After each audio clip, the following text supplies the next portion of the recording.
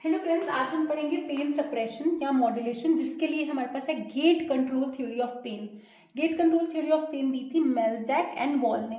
अब ये gate control theory क्या कहती है कि dorsal horn of spinal cord, जो हमारा डोर्सल हॉर्न है स्पाइनल कॉर्ड का, वो एक्ट करता है एज अ गेट, दरवाजे की तरह एक्ट करता है to inhibit pain signals by activating touch fibres. तो नॉर्मली क्या होता है, normally dorsal horn of spinal cord दरवाजा खुला होता है, पेन सिग्नल्स ट्रांसमिट हो जाते हैं ऊपर, ठीक है। बट जब हमारे टच के फाइबर्स स्टिमुलेट होते हैं, टच के फाइबर्स जो ई बीटा फाइबर्स हैं, वो ये दरवाजा बंद कर देते हैं और पेन के सिग्नल्स ऊपर नहीं जा सकते। तो ये है gate control theory of pain. ये दो लेवल्स पे होती है, एक स्पाइनल कॉर्ड के लेवल पे और एक सुप्रा स्पाइनल लेवल पे। तो पहले हम पढ़ेंगे स्पाइनल कॉर्ड के लेवल पे कैसे होती है।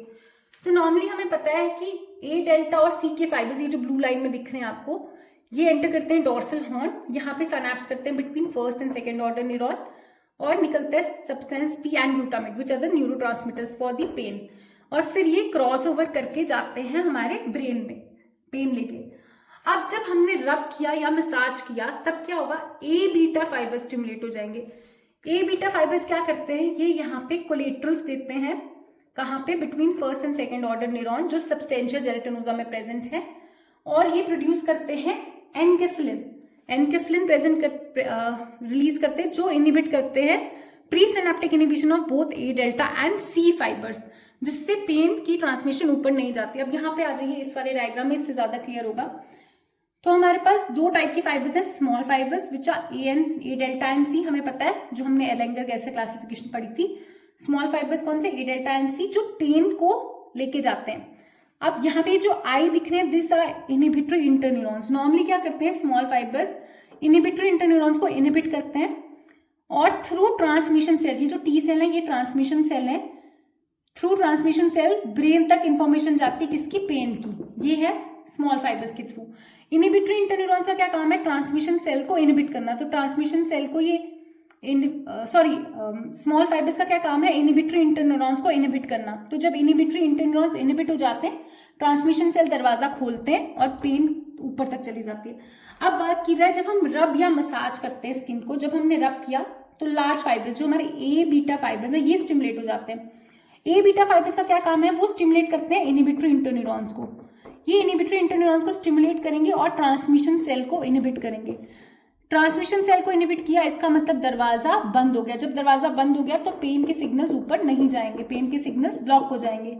ये है gate control theory at spinal cord level. और कैसे होता है, बाय रिलीजिंग एनकेफ्लिन, जो करता है presynaptic inhibition of both A delta and C fibres. और ये कहाँ पे हो रहा है, ये सब कुछ हो रहा है dorsal horn of spinal cord में, वहां पे भी कहाँ, सबस्टेंशिया जेलेटिनोसा। तो this is gate control theory at spinal cord level, मतलब dorsal horn of spinal cord, उसमें भी सबस्टेंशिया जेलेटिनोसा एक दरवाजा है।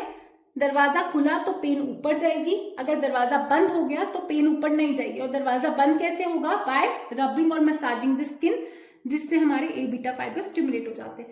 तो ये है स्पाइनल कॉर्ड लेवल पे। अब बात की जाए सुप्रा स्पाइनल लेवल। सुप्रा स्पाइनल लेवल क्या हो गया, स्पाइनल कॉर्ड के ऊपर जो हायर रीजन है उनसे इन्फ्लुएंस आ रहा है।